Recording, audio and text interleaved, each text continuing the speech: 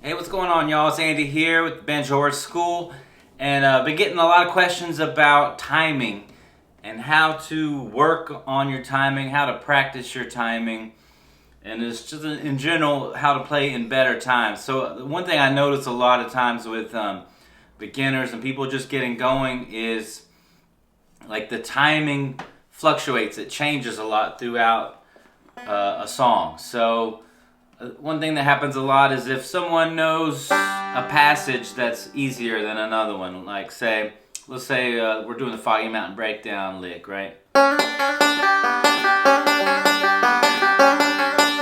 And someone has practiced that and they've got that down really well, they will go faster on that.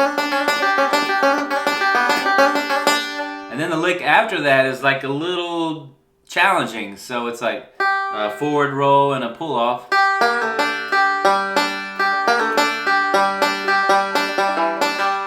Because it's a little more challenging, people will slow down to play that one when they play the other one faster, and so that tends to mess up the rhythm of the song. Because what you want to do when you're playing music, there's three parts of music. There's the rhythm, the melody, and the harmony, which is the chords. So the rhythm is so important. That's like the first thing that people are gonna feel. They're gonna listen for that and look for that.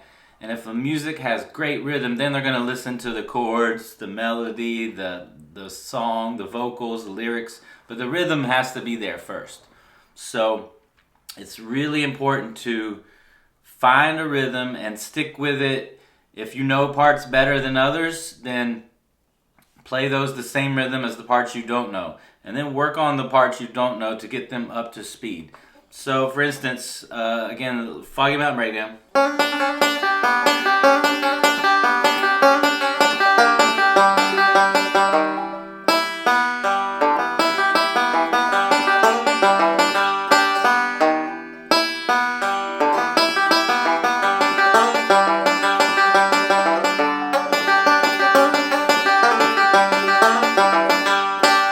So in essence, the slowest part of those songs for you as a player are gonna be the tempo you can play the song at.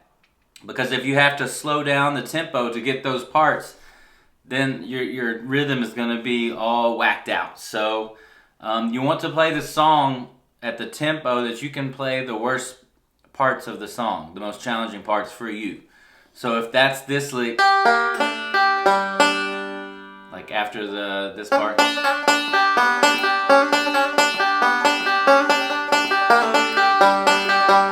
So however fast you can play that lick, clean and in rhythm, that's how fast you should play the whole song. Because a lot of people will play this fast because they know it well, and then do this one, and then try to speed back up, and it just doesn't work. It sounds like out of time, so it's just feels like a car wreck or something.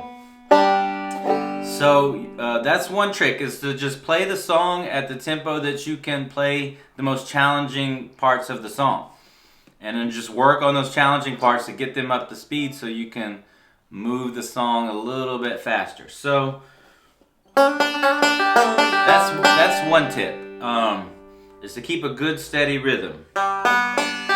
Another tip is to work on the rolls and get the space in between the notes very consistent. Like one way you can do that is just to play some rolls really slow. Like let's do the alternating thumb roll. And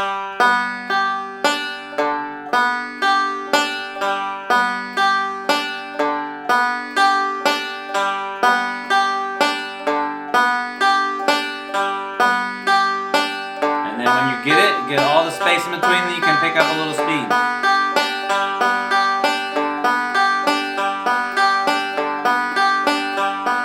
Going there, you can add some chords.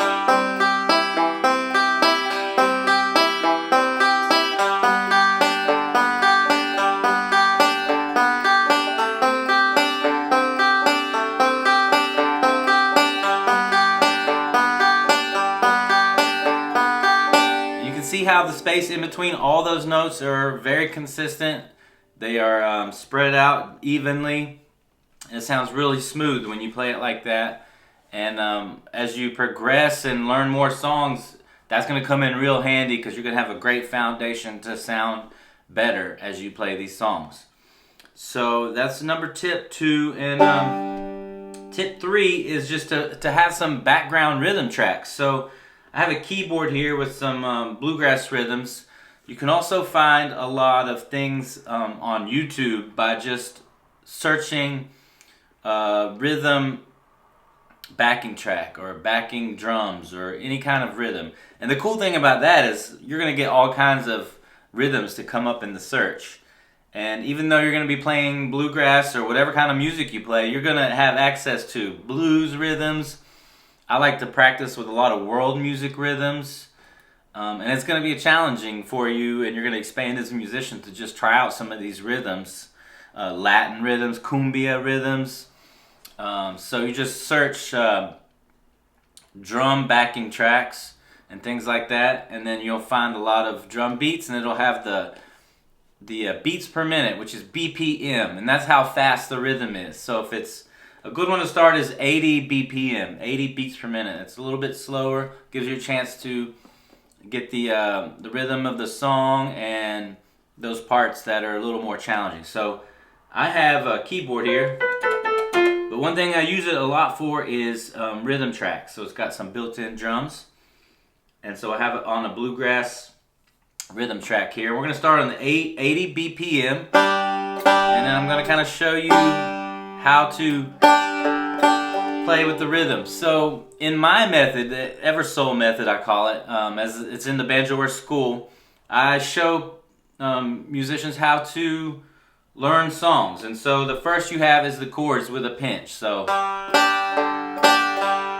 that helps you really get the rhythm of the song.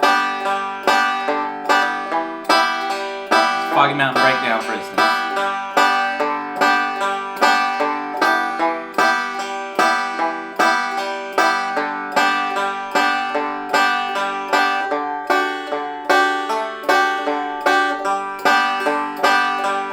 Okay, and then when you have that, I show to add some rolls in, like the alternating thumb roll.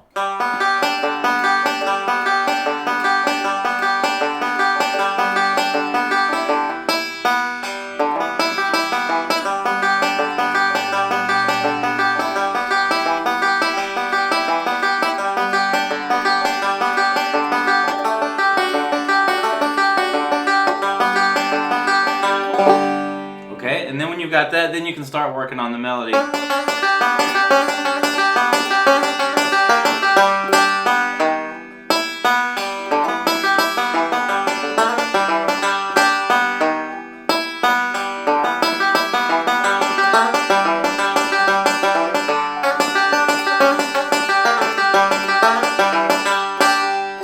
Okay, and that's kind of the progression of how I teach and how I learn, and it makes a lot of sense to really get the foundation and the rhythm of the song before you start trying to add in all the melody and licks and stuff like that. So after that, what we want to do is find a backing track, as we talked about. I've got this keyboard here. We're going to hit a little bluegrass rhythm, and with Foggy Mountain Breakdown, I'm going to go through the different parts and then show you how to keep that in good rhythm. So hit a little beat. It's like a little bluegrass beat. I prefer to play with like drum beats and music. I'm not so much of a metronome kind of person. Some people love to do that, and that keeps a good steady rhythm also. But I like the music, the rhythm, the beats to play with, so it gets me more excited. Here we go.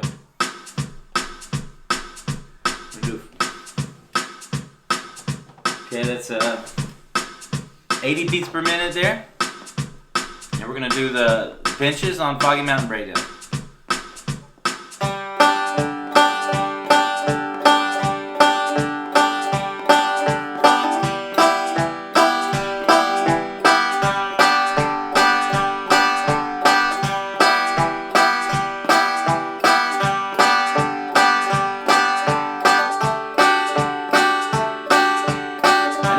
Doing that so you can really feel that rhythm.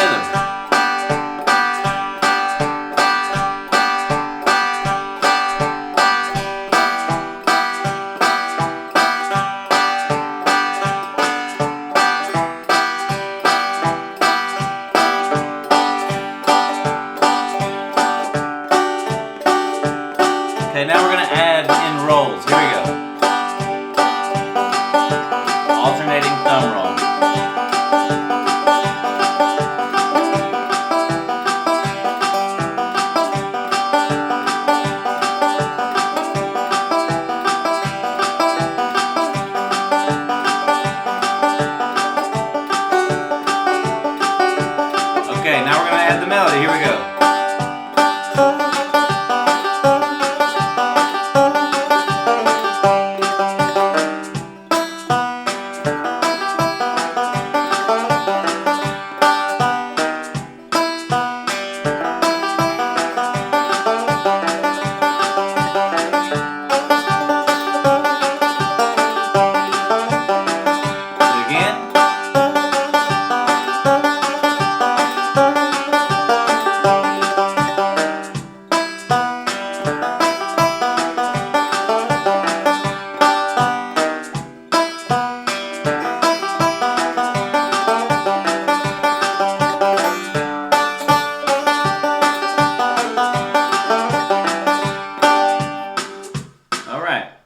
Now when you've practiced that a bunch of times and you feel really comfortable with that, then you can just move the tempo up. So what we're going to do here is go to 90. I like to go in about segments of 10, 80 to 90 to 100. So this is 90. Let's do the same thing again. You can tell a little bit faster, still a good solid rhythm. Pinches.